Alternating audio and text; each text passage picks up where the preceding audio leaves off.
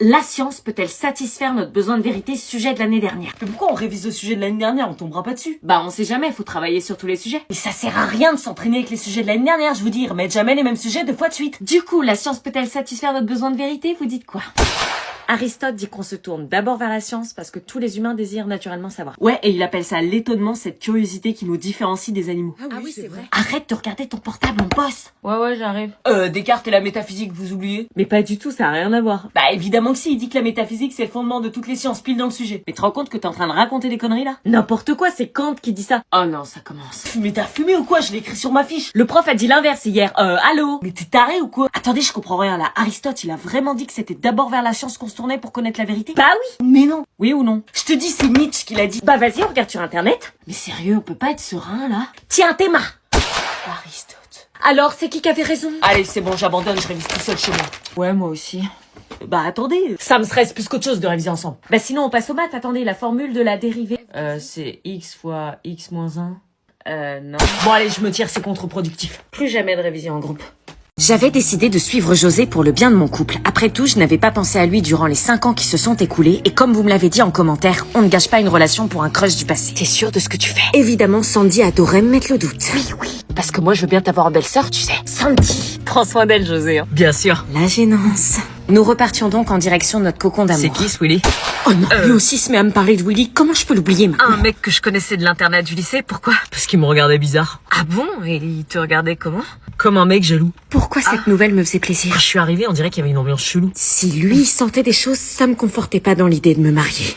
Ça va? C'est quand le mariage? Dans 2 semaines. On est tous invités. Pourquoi? Elle te plaît toujours? On n'oublie jamais son premier amour. Les préparatifs du mariage avançaient bien, mais son visage ne s'enlevait pas de ma tête. Anna!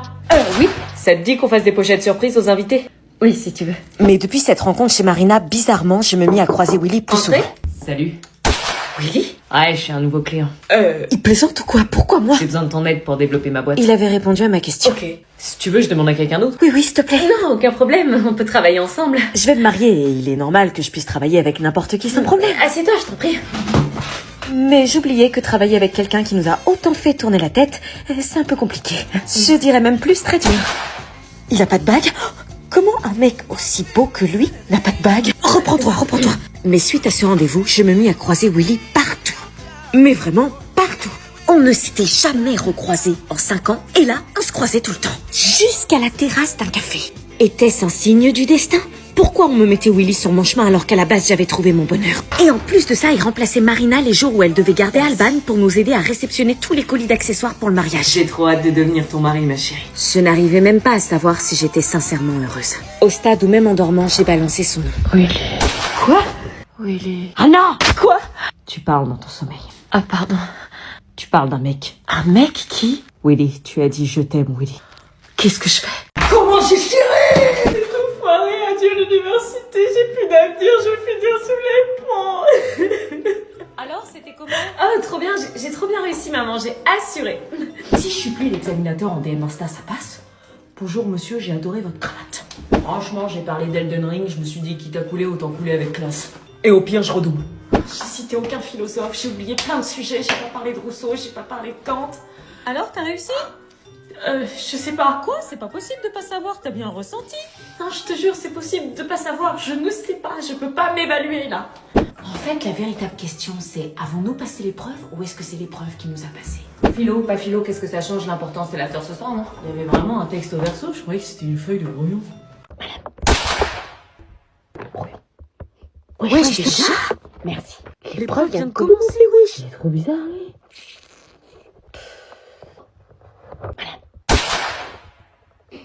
Encore un brouillon, oui. Ouais, encore? Merci.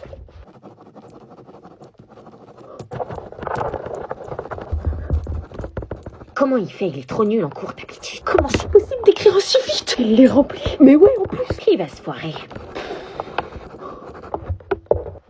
Voilà.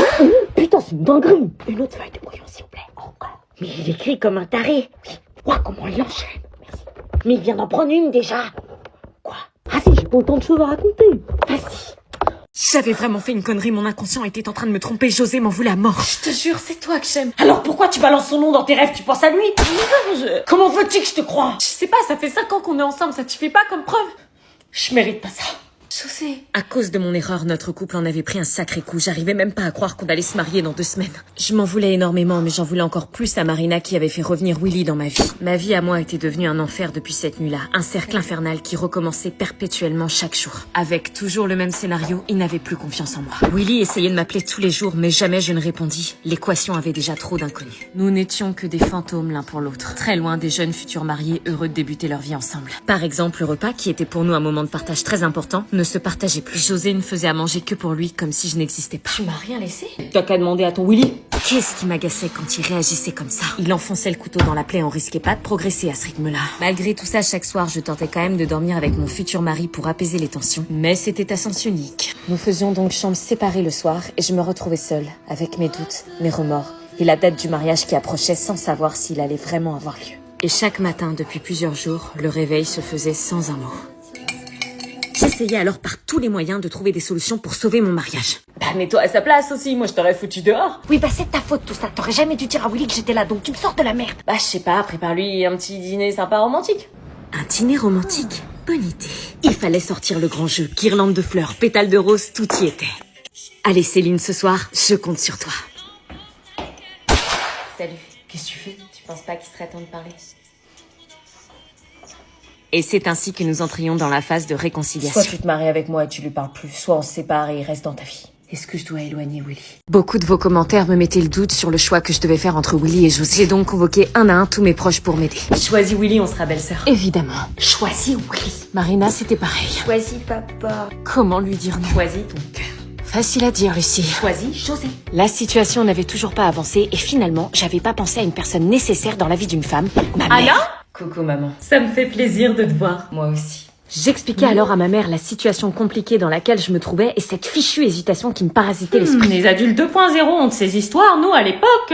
Il m'a posé un ultimatum, soit je me marie avec lui et je raye Willy de ma vie, soit je le quitte et je garde Willy près de moi. Bon, il y a une règle d'or, déjà, tu parles à qui tu veux, d'accord? Il est revenu juste avant les fiançailles, comme si il le sentait. Et toi, tu l'as laissé entrer. J'ai rien fait de mal, juste parlé, mais je sais que j'ai vacillé. On vacille toujours devant ce qui a compté, mais tu sais, c'est pas parce qu'un amour te serre encore le cœur qu'il a toujours sa place dans ta vie. Je me sens coupable, j'aime José, il est gentil, présent, prévenant, mais parfois je pense à Willy, à ce qu'on aurait pu être. Tu sais, l'amour d'enfance, c'est comme une chanson qu'on n'écoute plus mais qu'on connaît par cœur. Et elle te revient quand tu t'y attends le moins.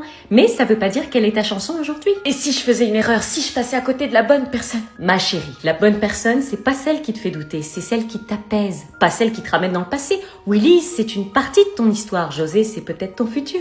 Tu crois? Mais surtout, ce mariage, il doit venir de toi. Pas de la peur de regretter. Tu ne dois pas choisir entre deux hommes. Tu dois choisir la vie que tu veux. Et si j'ai peur de me tromper? On a toute peur. L'amour adulte, c'est pas l'ivresse des débuts. Tu n'épouses pas un frisson, tu épouses un homme, une réalité. Et c'est ce choix-là qui te construit. Ouais, mais je veux pas mener une vie de doute. Tu passeras ta vie à douter si tu choisis l'amour qui agite, pas celui qui élève. Le vrai amour, c'est pas celui qui brûle fort, c'est celui qui tient longtemps. Tu penses que j'ai déjà choisi au fond? Je pense que ton cœur l'a fait et que maintenant, tu dois avoir le courage de l'écouter. Ma mère avait raison. Ah, bonjour Isabelle, je savais pas que vous veniez ce soir. Oh, je me suis invitée. On a discuté entre mère et fille du mariage. Le mariage, si j'ai bien compris, t'as fait ton choix? C'est oui. Yes. J'y croyais plus. Je vais me marier. Tu vas te marier. Voulez-vous une invitation à mon mariage?